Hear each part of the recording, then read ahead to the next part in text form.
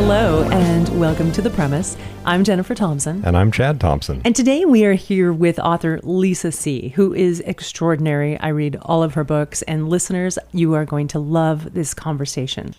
Lisa See is the New York Times bestselling author of Lady Tan's Circle of Women, The Island of Sea Women, The Tea Girl of Hummingbird Lane, Snowflower and the Secret Fan, Peony in Love, Shanghai Girls, China Dolls, and Dreams of Joy, which debuted at #1. She is also the author of On Gold Mountain, which tells the story of her Chinese American family's settlement in Los Angeles. She was the recipient of the Golden Spike Award from the Chinese Historical Association of Southern California and the History Makers Award from the Chinese American Museum. She also was named National Woman of the Year by the Organization of Chinese American Women. Lisa See, welcome to The Premise. Thank you so much for having me again. I know, I'm so happy you decided to come back and chat with us. Your work is just extraordinary. In fact, I teach classes on book marketing and branding, and I've told this story before, but I always use you as like the best example of a well-branded author. What's my brand? I'm very curious. Well, I remember I heard you speak like years ago, and we were talking about branding, and you said, I had no idea that I had a brand or I even needed a brand, but my publisher did. Yeah, and I think they talk about friendship, women's friendship. Yes, deeply well-researched historical pieces. You know you're going to learn something in a Lisa See novel. And also you're going to discover really amazing characters who do experience so much, and their sisterhood and friendship and family is so important in your themes and in your books, which I really appreciate. Well, thank you so much. It's funny because I guess in my head, when I think about a brand, I think of that as being very deliberate. But what actually I think has evolved as my brand has done exactly that it's really very personal to me and what I'm interested in. And so I think over time, the themes that I've been writing about are, of course, personal to me, but that somehow they've coalesced into something that seems very specific. And I to think readers. I think that's true. If you write what you love, if you try and create a brand, it's just not going to work. You just have to be true to what you want to do and try not to be all over the place, right? But, be true to your voice and consistent. And that is how you have created such a glorious brand for all of your books. Well, that's so cool. I love it.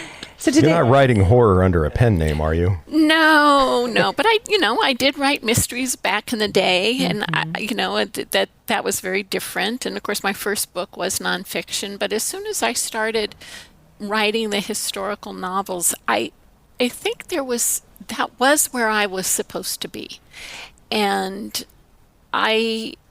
when I think about what the next book is going to be, and I always have a lot of ideas that I've collected, and, I finish one book and then I pull out everything that I've collected. What's next? And there are always like about 30 ideas that I have sitting around over here. And when I look at all of them, and really think what could be next, it's such a personal choice for me. And it's really connected, I think, to like where I am in my own personal life in that moment. Is there something I feel a need to explore on a personal level? With like Island of Sea Women, I had been writing a lot about forgiveness. I personally struggle with forgiveness. But with that book, I knew that I wanted, from the get-go, I really wanted that book to be about forgiveness. And so, yes, that's a topic or a theme somebody could choose, but it really, for me, came from this very personal place of, okay, I struggle with it. I keep dipping my toe in the water about it, but now I'm going to, jump all the way into the pool and really just try to immerse myself in that. And every book has some connection, I think, to what's going on in my life in that moment. And so, although no one would ever look at one of my books and think, oh, they're semi-autobiographical, because they really aren't in any way, shape, or form. And yet, at this level, the sort of thematic level, they're very personal, and I guess you could call them semi-autobiographical. Absolutely. Yeah, you're exploring themes that matter to you in that moment. Right. And it's interesting when you describe that, that's how I feel as a reader. Like, what am I going to read next? It's based on what's important to me in that moment and themes that I want to explore. Well, let's talk about Daughters of the Sun and Moon, your latest novel. What was the theme here that drew you to write about this? I think with this one, it was less thematic than it was about this moment in time in Los Angeles and what happened. And of course, looking at that time period from the perspective of women who, the three characters are inspired by, actually 4 real women inspired these 3 characters. But this is a time, I'll just talk a little bit about it. Yeah, I was going to say, tell us about the book. Yeah. So everybody will know what I'm talking about. So it starts in 1870 with 3 women who come from China to Los Angeles. And Los Angeles in 1870 was a tiny, dirty, extraordinarily violent little town. I mean, it was only a little over 5,000 people. San Francisco, by contrast, was already 150,000 people. So this was, truly a little pueblo. And when I say it was violent, there are scholars who consider Los Angeles at that time to be not just one of the most, but probably the most violent of all of the Wild West towns. Yeah.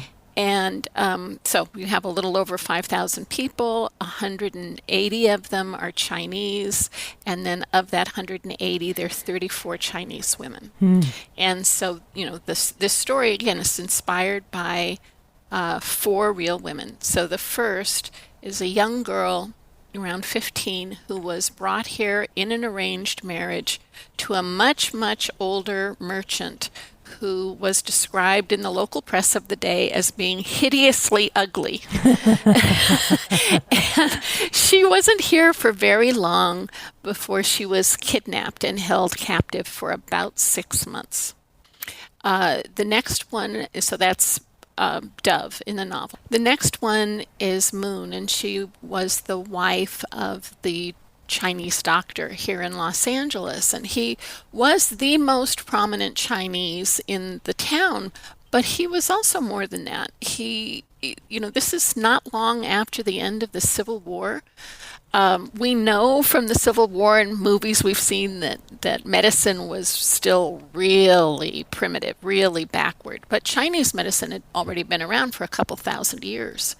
And so he did have a practice where he saw Chinese patients, but he also had a clinic in the white part of town. And people would come to him because he could help them. And he wasn't a snake oil salesman. He wasn't going to saw off your arm or anything like that. And so Moon is based on his wife, and she was a very interesting woman in her own right who went on to do some pretty interesting things. And then the last is a composite of 2 real women who were sold by their families in China, brought here to California, sold into prostitution.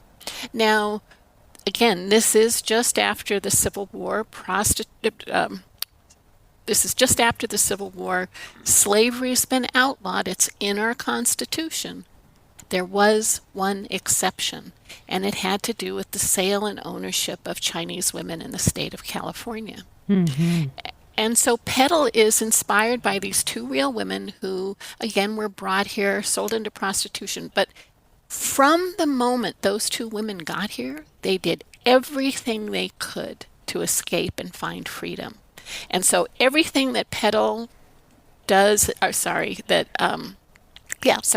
that everything that Petal does in the novel, every time she tries to escape, when she herself is kidnapped, all of those things happened to these two real women who were the inspiration for her character. Wow. Wow. It's really hard to read about these women and their lives, and not just the women, I mean, the men too, the Chinese in general. I want to talk about the 5 parts of the book, unless there's something more you wanted to say about the book. I feel like I interrupted you. Well, I guess I should say that, everything is this isn't the only thing in the book, but everything is eventually leading to the Chinese Massacre of 1871.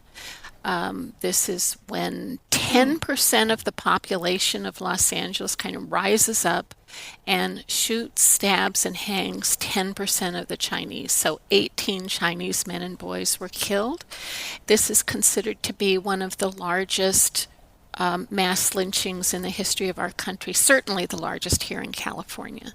And so to be telling this story from the perspective of the women who lived through that time period, and how, the kidnapping of Dove, for example, is believed by scholars even today that it was the initial spark, months earlier, but the initial spark that would eventually lead to what became known as the Night of Horrors. Yeah, and boy, was it.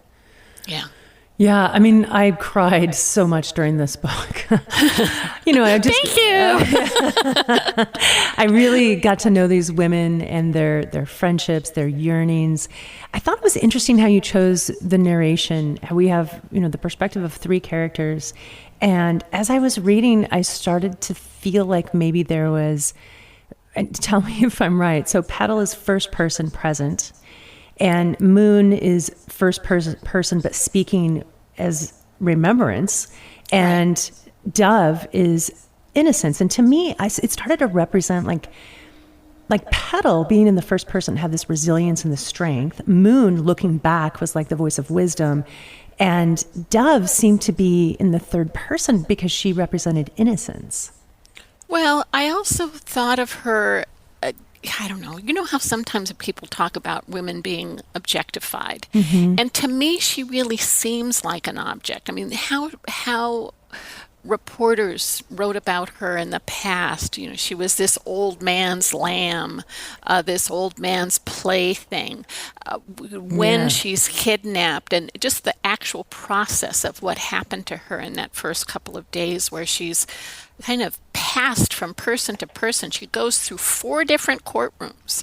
And so I really began to think of her as an object, that was she didn't have a voice. She didn't have a voice. She just was being no volition, and so for me, could I take someone like that and eventually give her choice and volition? And did you, when you originally started writing, were you writing from this perspective of each of the characters, or did that start to flesh itself out in your mind?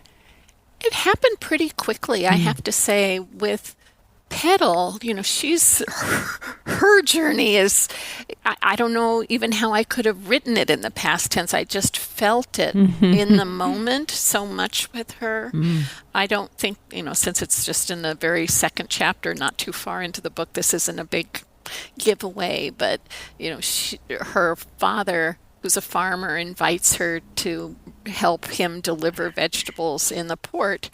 But really what he's about to do is sell her. Yeah. And just everything that happens to her once she realizes what he's done. And now she's on this boat and can't get off. And then, being transferred to another ship and then being brought here. And then that, to me, just horrifically sad scene, but also something that happened to real women when she's sold on the block, and and what that would feel like and what that would mean. And so I very much felt like I was in her shoes from the very beginning. And then with Moon, I'm just going to say for myself, instead of just everybody. But I think this is going to be true for a lot of people. I think how we think of Los Angeles now, when you say Los Angeles, you envision or visualize a pretty big city, a modern city. Even if you go back in time, you don't think of it as being this Wild West town. And from the time period that Moon is telling her story, it's 1926, she's 80. There are cars, airplanes, movies, radio, skyscrapers, how you Right. actually think of Los Angeles even today. And so I guess I was trying to figure out how can I counteract what I have in my head of the stereotypes I have in my head about what Los Angeles is like, and what I think other people, readers, would be thinking, oh, it could never have been like that. Could never have looked like that. Sure. Because even if you've never been here, you've seen it in plenty of movies and TV shows. Mm-hmm. I was really shocked by the Wild Westness of Los Angeles. I had no idea. And I kept thinking to myself, my God, this is crazier and more violent than any scene, that I realized existed in an actual city. I mean, agreed, it was small, but 5,000 people is still a lot. Yeah, it's just the most amazing thing to me. And, it actually lasted until 1900. In 1900, we still had a higher per capita murder rate than New York City. Wow. So this just was wild to me, and I have never found a source for why we don't know that, but I have a theory, which is just my own theory that I made up, but that movies started here, really took off from here.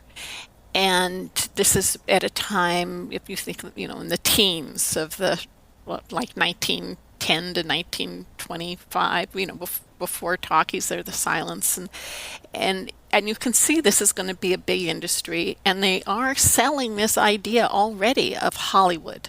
Yeah. And what doesn't fit into a glamorous Right. idea of Hollywood? A bunch of people shooting each other on the street. Yeah. And so that's why I think there are all those other towns like Deadwood and Tombstone,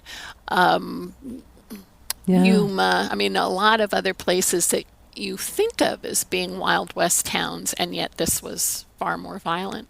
Completely washed away. Yeah. Wow. I love that you included photographs in the book. I thought that was an interesting choice. Tell us about that. Well, again, it really had to do with how I even visualize Los Angeles, and I just wanted to give people a sense of this is how it really looked. And especially like the Calle de los Negros and the Coronel block where all the characters live and where so much of the action takes place. I wish I was a better writer. I like to think I'm a pretty good writer, but a picture's worth 1,000 words. And when you see that building and the stagecoach in front of it, and it's just dirt and rutted and, everything's kind of falling apart, it gives you I can write all of that, but when you see it, I think you have a much more visceral reaction to it. Well, and I think it just brings to your mind that this is real. This happened. This is not just a book and a story I'm reading. It's history. Yeah. A terrible and I love one. it. So when I know that you started thinking about this back, a long time ago, but what made you decide that now was the time to write it? And actually, how long did it take you to write? So the last two books have taken me a little longer than they have in the past. Maybe it's just I'm getting older. I don't know. But this one took 3 years. Okay, that's not a long time. I mean, there's it's not so a much terrible- research in this book. It's so impressive. Yeah, and the research is so broad. It just takes all kinds of forms. And one great thing is all the same city streets are there. I know those streets. There's certain, the Pico House, if you've ever gone to like Alvera Street or Union Station, people will know a lot of the places, and certainly some of those streets will be familiar if you've ever had to drive through Los Angeles. But I think there were a couple of things that made me want to write this now. And one really had to do with my grandmother, actually.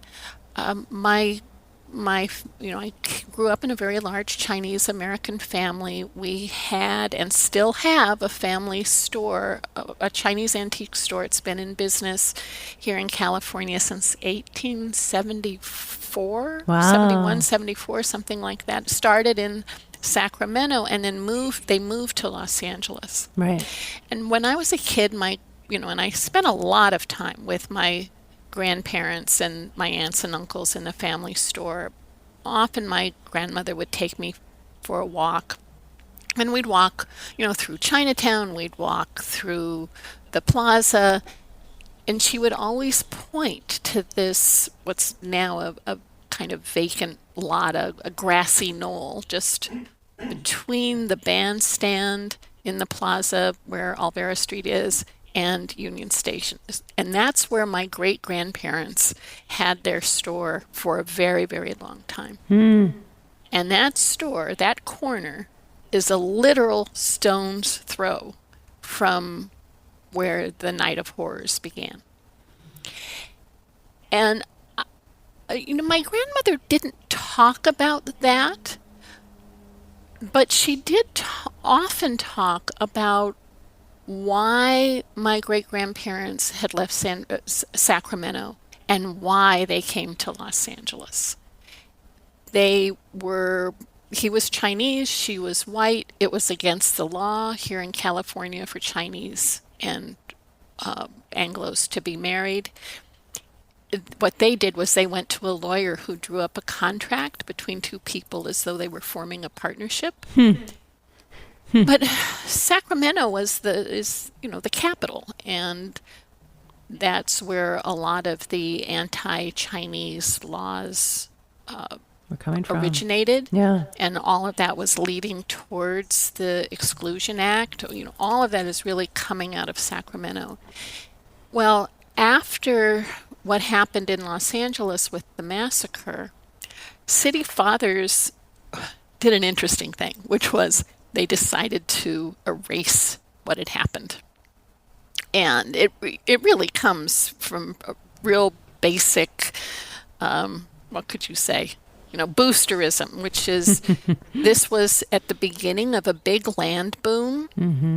They really wanted the railroad to come to Los Angeles. It's hard, the railroad, the Transcontinental Railroad, had only been completed for a couple of years.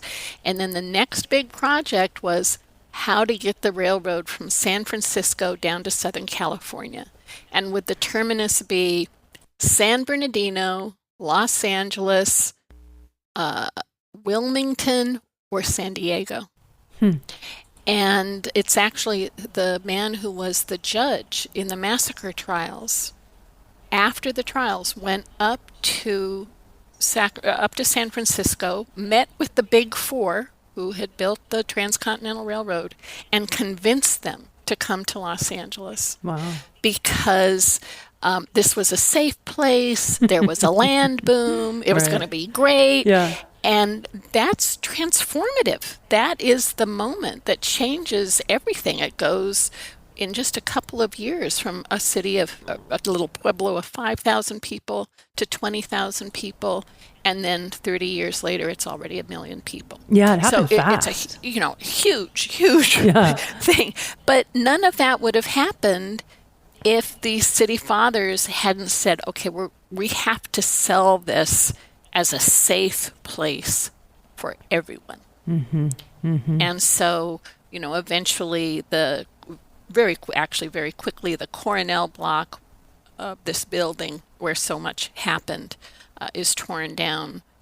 The Calle de los Negros is just literally wiped off the face of the map, and is what is called Los Angeles Street now runs through that area. I mean, there was a Los Angeles Street, but they rerouted it so that it would, obliterate the Calle de los Negros.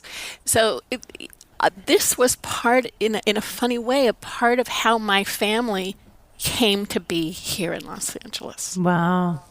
Yeah. And so that was one thing. And then I don't live in a vacuum. The last time we spoke was during that first year of the pandemic. And we know from that time there was a lot of anti-Asian hate crimes, a lot of anti-Asian hate speech. And I couldn't have predicted when I started writing the book that, there were going to be these ICE raids and the way that would affect different cities and, of course, people who may or may not have been legal and how they were rounded up and separated from their families. So that kind of thing, it didn't feel to me like it was in the past. There was a part of me that was feeling like this is history in an exact way, but there are elements of what was happening or has been happening that I felt were echoes or ripples from what had happened in the past. 100%. And you talk about that in the back of your book. You have a note on the history, and you talk about how we're just doomed to repeat versions of these terrible atrocities and versions in history because we ignore them and pretend like they didn't happen. Exactly. And I mean, Los Angeles is an interesting example of this because I do believe that we have, we present to the world this, it's sunny, it's Hollywood, it's, beautiful people, everybody gets along. And then you have, what happens in 1871, the Watts riots, what happens after the Rodney King verdicts. Mm-hmm. So it's not as though this happens one time and it's a great lesson and it won't be repeated. Unfortunately, it keeps getting repeated, and we don't learn from our mistakes. I wish we did. Yeah. Boy, tell me about it. I imagine that doing the research for this book must have been heartbreaking, and then to embody all of this disaster and sadness in these characters. Is it hard for you to put yourself in their shoes? Well, those are really two different things. The putting myself in their shoes is hard. And because I feel it, and the idea that if you're really doing this correctly and you really are putting yourself in their shoes, you are feeling it. Mm-hmm. When I was working on Peony and Love, and there was this in the 17th century in China, there were all of these women writers, and there was this one particular group of women writers, the Banana Garden Women's Writing Club, something like that. And they had a belief, which was you had to cut to the bone to write. And I do think that there's an element of that you can't just write from, well, you can, but, from this very superficial place. But if you cut deep, then you're trying to get to the truth of human emotions, human experience, you hope, right? Mm-hmm. But to do that, you do have to put yourself in their shoes. You have to feel it, yeah. So I will say that for me, it's a weird thing that the actual writing of the tough scenes isn't that hard for me, but it's the anticipation of what's coming. So like sometimes about 2 months out, oh, I know it's coming. I don't want to do it. I don't want to put these poor people through that. Yeah. And so that's hard. Oh, wow.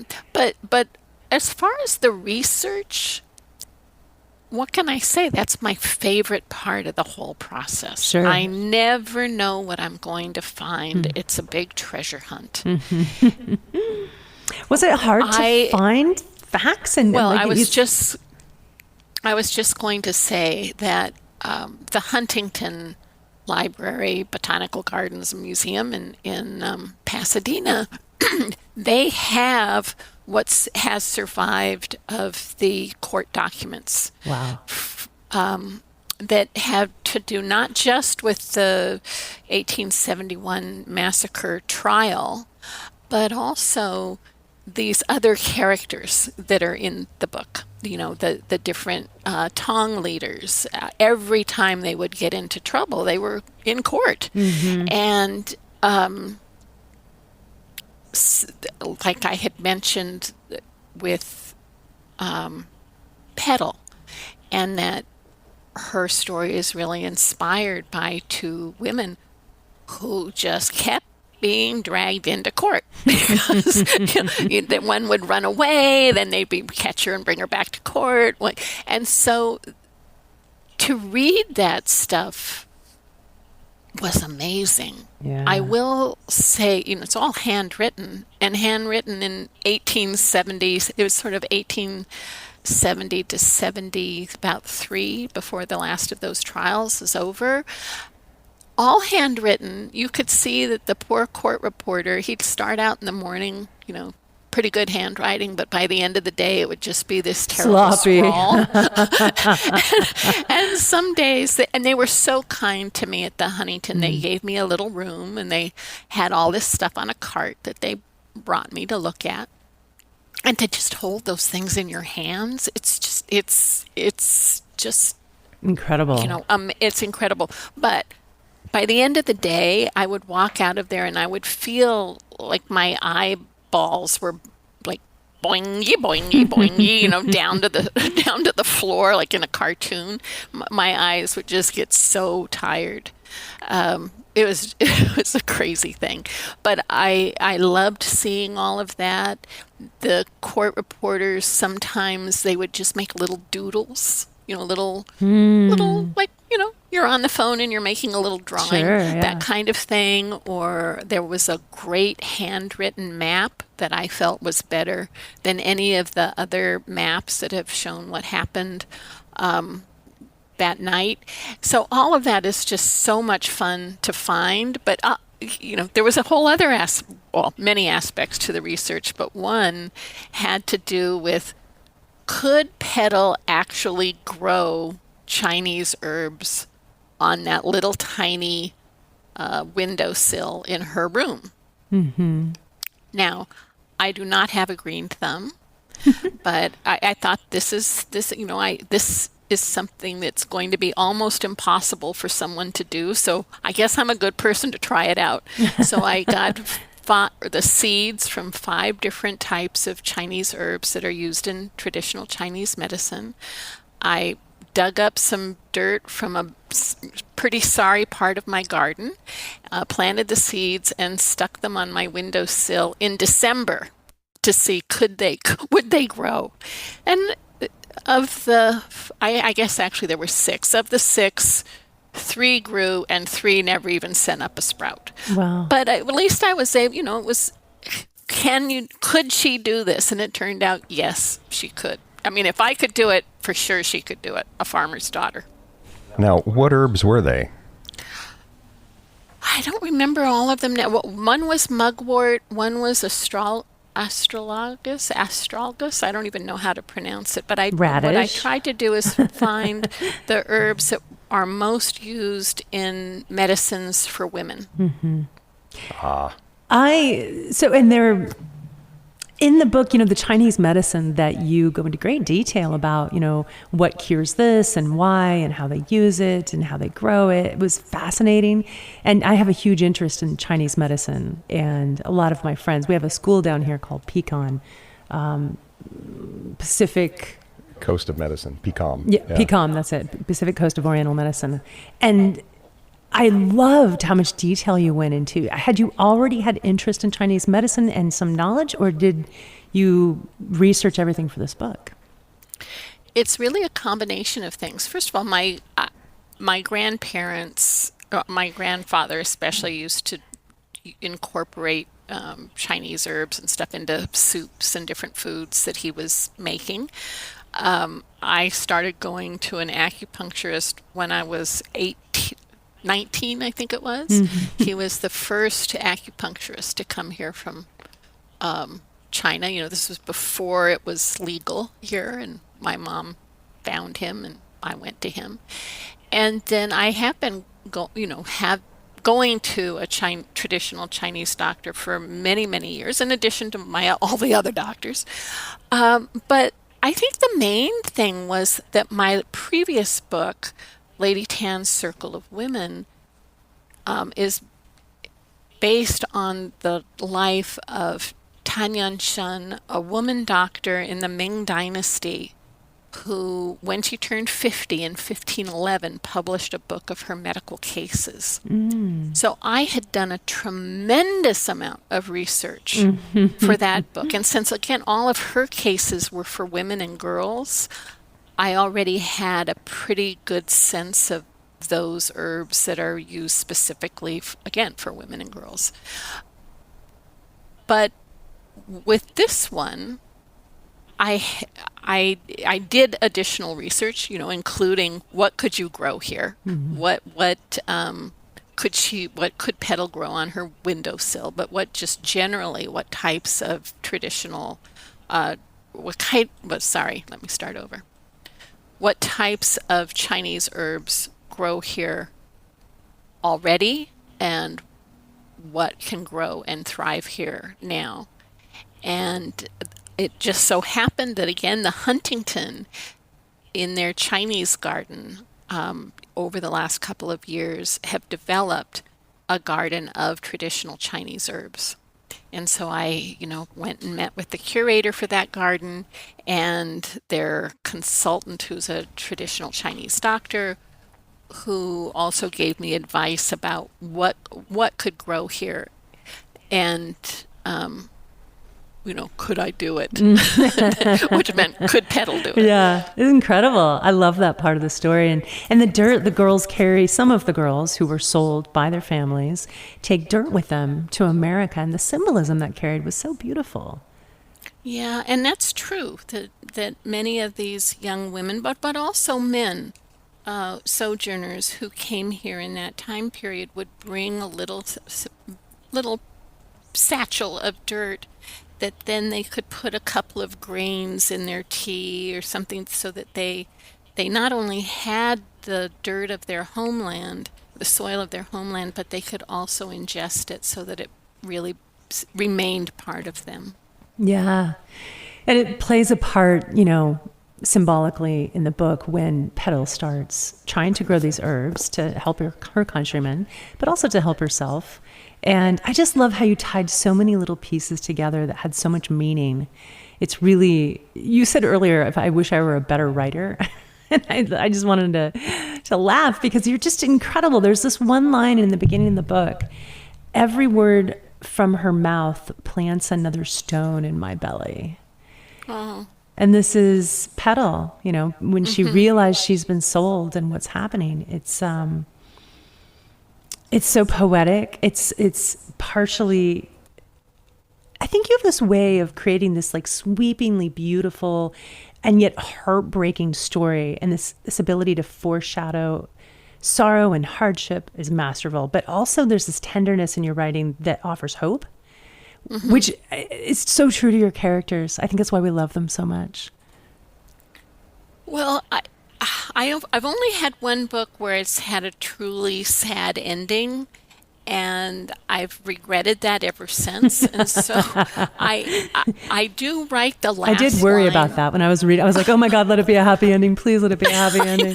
Spoilers, you two. Spoilers. Yeah, spoiler. Well, we're not going to say really. what happens, but I do think it's okay to say that there's a happy ending. But I write the last line first. Oh. And that's Wait when a minute, I know I of can the start. book? The book? Uh-huh. And it's For always every the book. same, or does it change?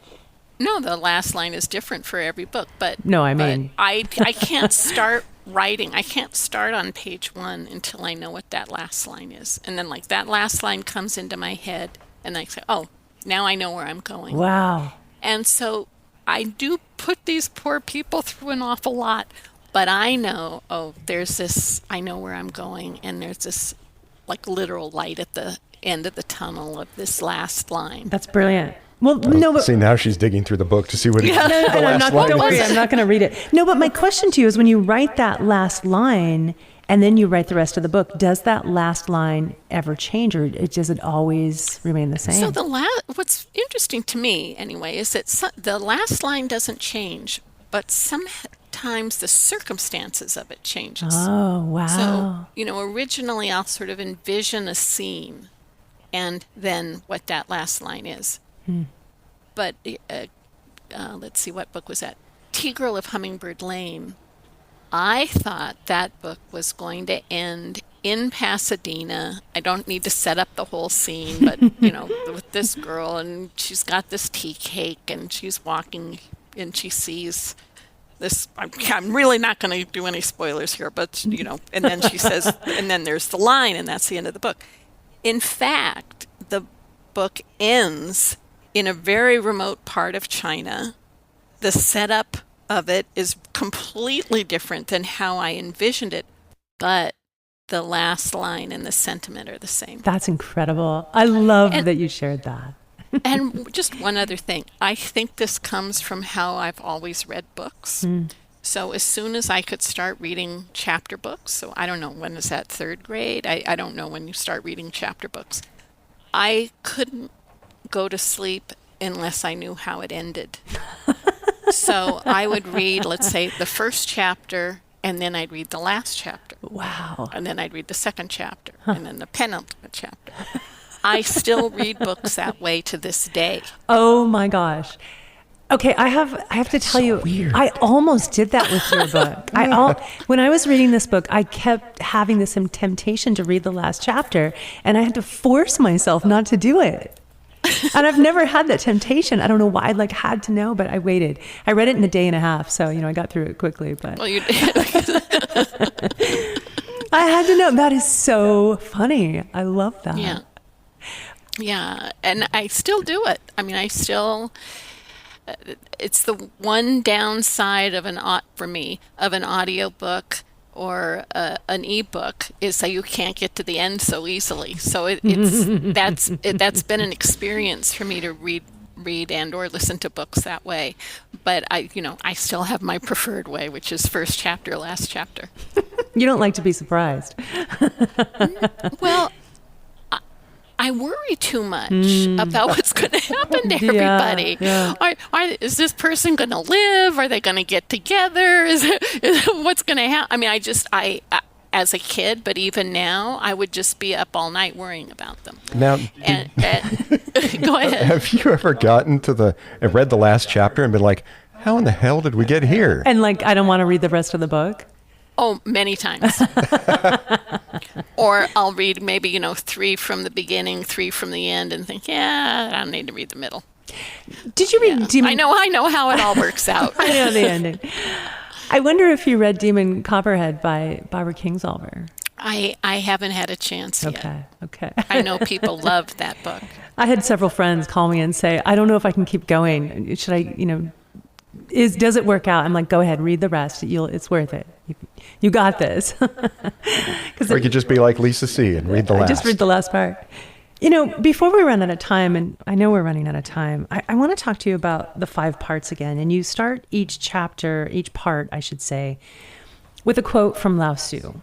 And I figured out what was happening at about part 3. I'd like you to talk to us about the aphorisms that are used throughout the book and your choice to use part of a Lao Tzu, which makes the 5 parts make a complete, I guess, poem would be the right word? Yeah, they were a poem. And I thought when I came across that poem, I already had written quite a bit of the novel, but it seemed to have its own structure. I knew where it was going. And that poem, each line perfect seemed perfect. Yeah. And then I think maybe because I wasn't, I hadn't gotten to the end or anything, it also helped me as I thought about, let's just say, parts 4 and 5. That it helped me, focus in on what I really wanted to say and how that would relate to the poem and how his poem would relate back to the novel. And then for aphorisms, I'm a nut for aphorisms. I admit it. I'm glad you are. I loved it. I just love them. The best ones, of course, transcend time, transcend geography, transcend culture. That they're universal. And so I find lots of aphorisms. It's like I don't even know what that means. I'll never be able to figure it out, you know.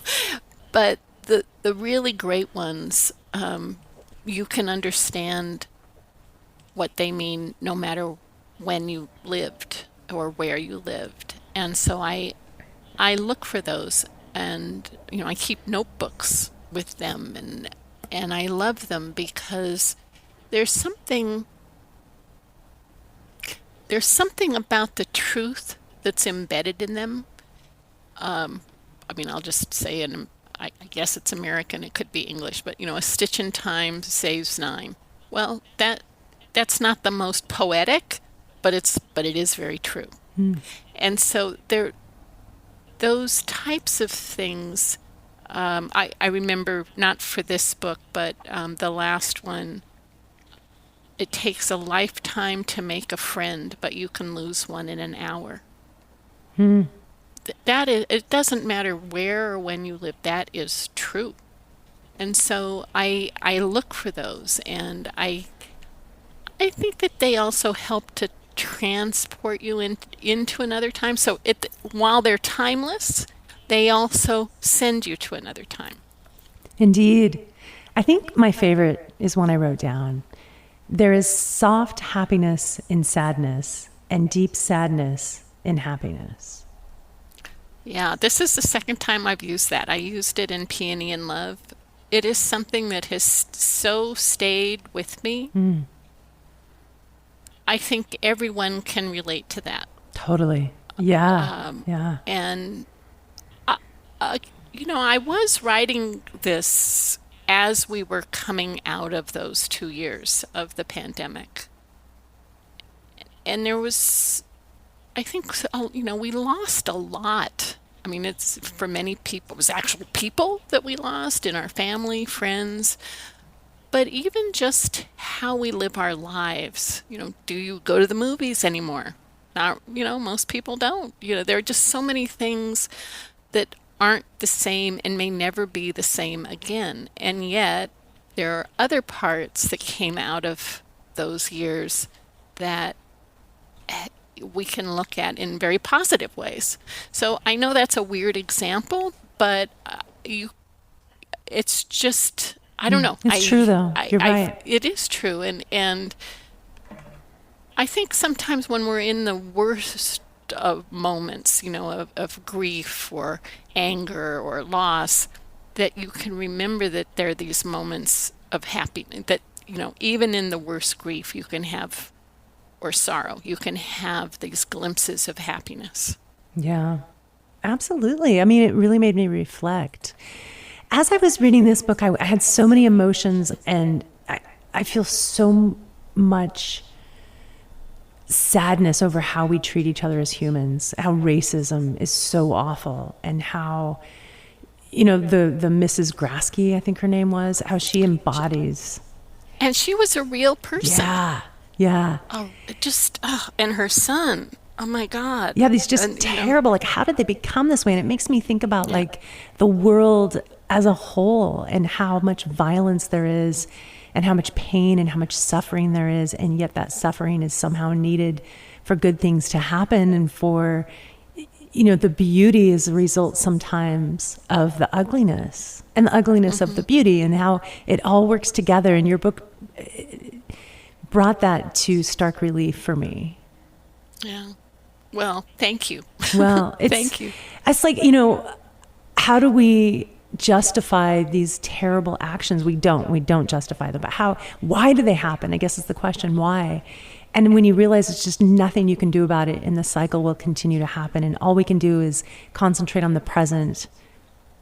Right. Well, if you just think about what's happened over the last couple of days with the Supreme Court decision on voting and redistricting, and these were things that people fought really hard Yeah. to have and to attain, and now it's stripped away again. And so it's like even the good stuff, even the accomplishments, we have to always be vigilant to make sure that, we don't fall back. I guess it's, for every, what is it? One step forward, 3 steps back. But I hope we could get to a point where it's for every 3 steps forward, it's just 1 step back, that then you continue to make progress. But I think all of us, it's just whether it has to do with racism or other types of prejudice, it's really incumbent on us to try to move the needle, if you will. Yeah. Well, and to remember and to pay attention. And so, I know in the back of your book, you also talk about how you are involved with the Mayor Eric Garcetti's Civic Memory Working Group, and you're on the board of the 1871 Memorial Project that's studying. Right. So that was so important. And was that a result of writing the book, or were you already involved in that prior? I was already on that committee, I think, before I decided to do this, and maybe that was also one of those things, because I was refamiliarizing myself with everything that had happened then. I'm happy to report that they're supposed to break ground on it this summer. Oh, wonderful. I think there'll be some delays, but Sure.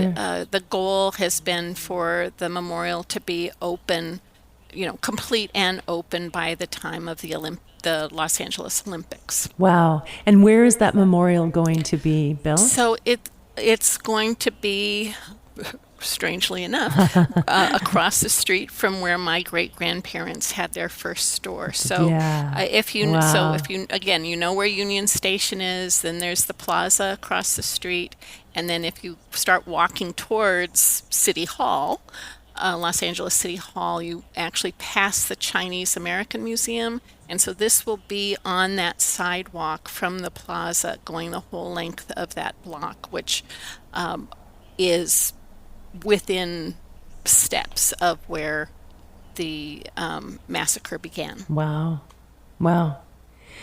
Well, thank you, Lisa, so much for joining us again and being in conversation about Daughters of the Sun and Moon. And it's an extraordinary book. I loved it. Thank you so much for having me. And may I say, this is the first interview that I've done about the book. And so, I hope I knew how to answer the questions. It's a really interesting thing, because sometimes I, as the writer, I don't know. I mean, I have no idea what readers are going to connect to, or are they going to feel the same things that I felt. So your questions were really fun for me, because it was a first time for all of them. Oh, well, I am honored. Thank you for giving me that honor. I want our listeners to know, who don't already, that Lisa C., you're one of the most generous and lovely authors I've ever met. You respond to emails, you go to book clubs, and in fact, you worked out. So the 3 characters in this book are, again, Petal, Moon, and Dove. And the 3 of them have a favorite tea, which is available from Bona Tea Club. Did I say that right? Or is it Bona Tea Club? It's Bona Tea Company. Tea Company. So each character has her own tea, and then if you're an individual or if you have a book club, you can order the tea and try each of their teas. During your book club, I was like, that is so brilliant. But there's also a place on your website called Step Inside the World of Daughters. Right.